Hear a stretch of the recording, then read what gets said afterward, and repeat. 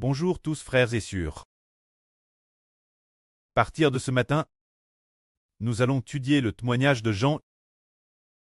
Dans le processus au frère, Hébert enseigne la vraie aux frères et sœurs. Il aime par-dessus tout utiliser le témoignage de Jean. Jean est l'apôtre du Seigneur Christ.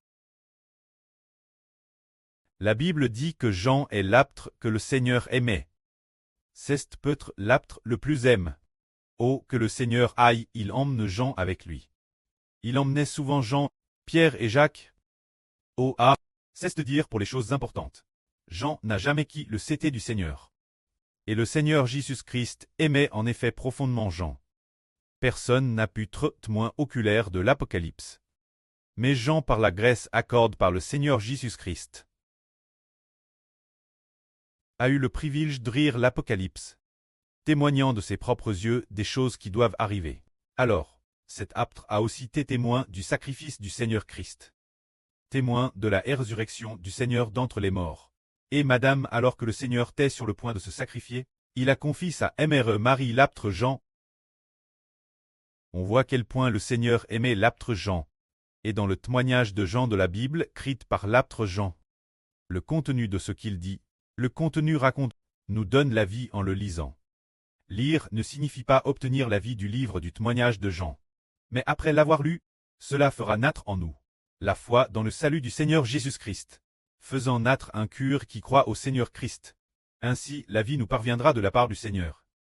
C'est pourquoi frère Hébert est convaincu que le témoignage de Jean doit être lu attentivement un par les frères et sœurs, pour savourer ensemble la GRC du Seigneur et comprendre le salut du Seigneur Christ. Nous allons donc maintenant commencer à étudier le témoignage de Jean. Le contenu de la première section du premier chapitre traite de la vraie est l'essence de Dieu. Se dire que Jésus-Christ est l'essence de Dieu. Le Seigneur Jésus-Christ est-il vraiment l'essence de Dieu? Nous comprenons qu'il a finalement nous comprenons que le Seigneur Jésus a reçu le nom de Dieu. On peut dire qu'il est Dieu. Mais afin de faire la distinction entre lui et le précleste, nous disons qu'il est le Fils de Dieu. En fait, le Seigneur est DJ égale Dieu. Il est Dieu, car il a DJ reçu le nom de Dieu. En termes de titre, le Seigneur a reçu le nom de Dieu, mais le vrai Dieu est le précleste. Se dire que le Seigneur Jésus et le précleste sont Dieu ensemble.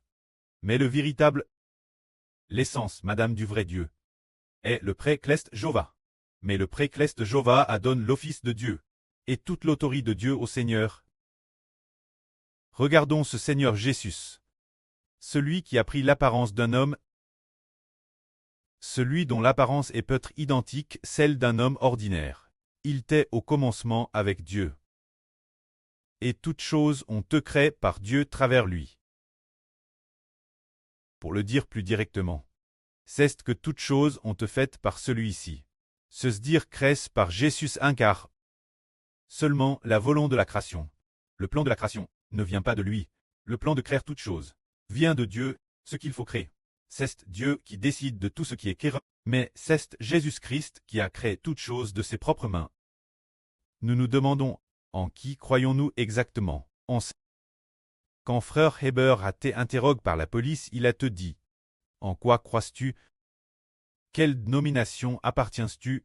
Hébert a répondu, comment pourrais-je croire en une religion? Je ne crois en aucune religion, je ne crois en aucune domination. La religion n'est apparue que cette époque. Celui en qui je veux croire est celui qui a créé toutes choses dans l'univers. Celui en qui je crois est celui qui, avec le Créateur Jéhovah, a créé les cieux et la terre, a créé la vie de l'humanité. Jésus-Christ qui détient le souffle de l'homme. Si-je désormais la droite du Dieu de majesté? En croyant en lui, j'obtiens la faveur du Dieu Jéhovah. Ce en quoi je crois, c'est en le Dieu Jéhovah et son Fils Jésus-Christ. Celui qui aujourd'hui au ciel gouverne toutes choses dans l'univers, et non en une religion. Ainsi, ce en quoi nous frères et sœurs croyons est celui en qui le frère Hébert croit, celui qui a l'autorité de donner la vie éternelle, et l'autorité de faire prier Jésus-Christ.